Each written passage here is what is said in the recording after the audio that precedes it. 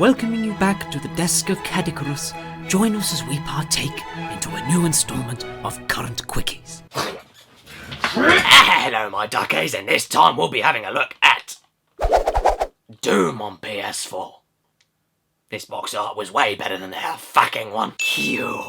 This game was a huge surprise for me. I was excited about this game years ago when it was rumoured as Doom 4. Then there was the E3 conference, I think in 2014, that had the weird little trailer for it, and I was even more excited. And then I tried the multiplayer beta with a friend, and it really disappointed me. But I still got the game anyway, and holy fuck, I'm glad I did. Because, like I said, it surprised me. And why am I glad? Why did it surprise me? Well... Holy shit, this game is great. Literally, it's fucking great. I can't say much more than that. It's the end of the video now. Okay, not really, but I will say that there will be visual and story spoilers in this video, so if you don't want to see them, please leave now. Don't worry, I'll give you a second.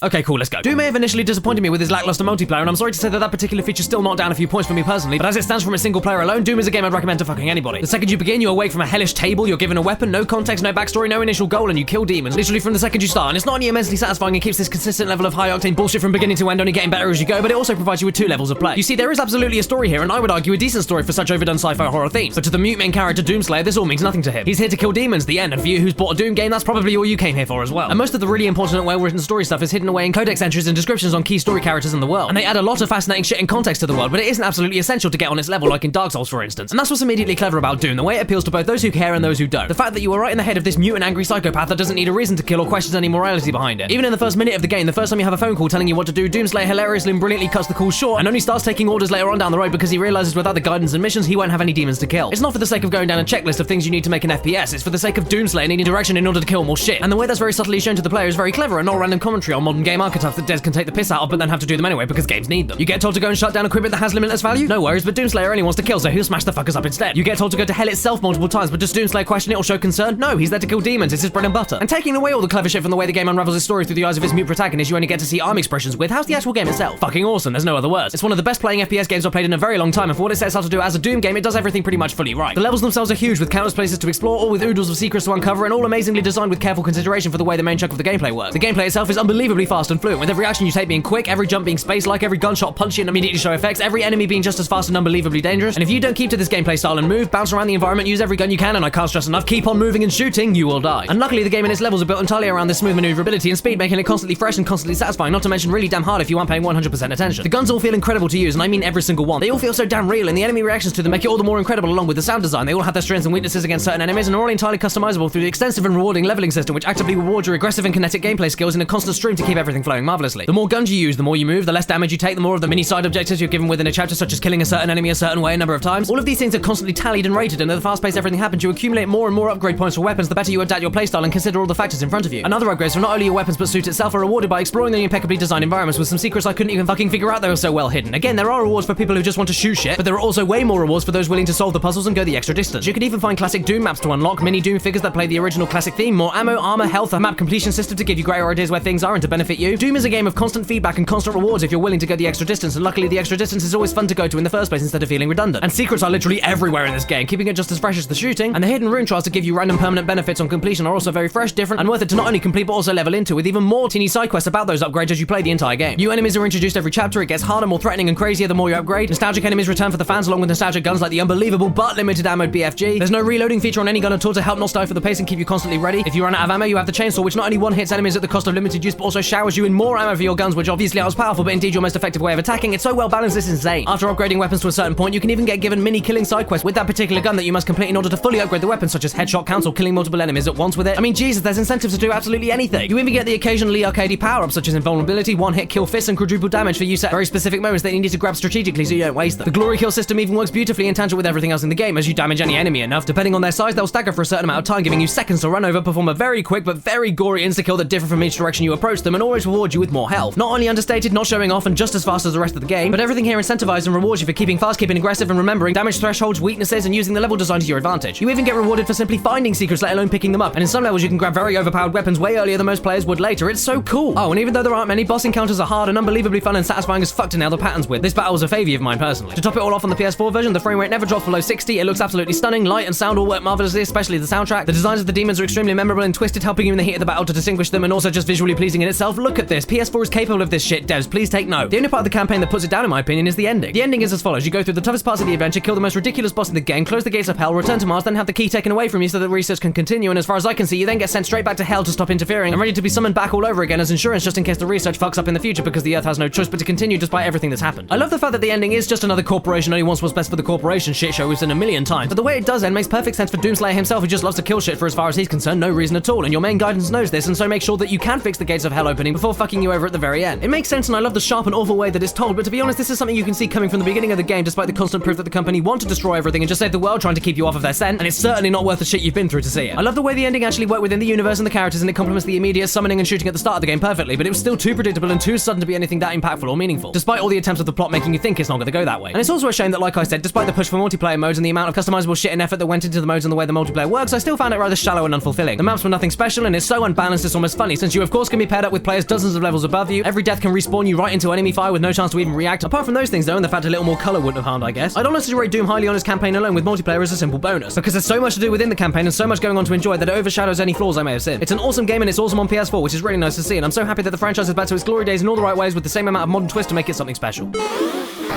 And so I'm gonna give this game a 9 out of 10. It was very nearly a 10 though. Just play it. It's fucking brilliant. Cue.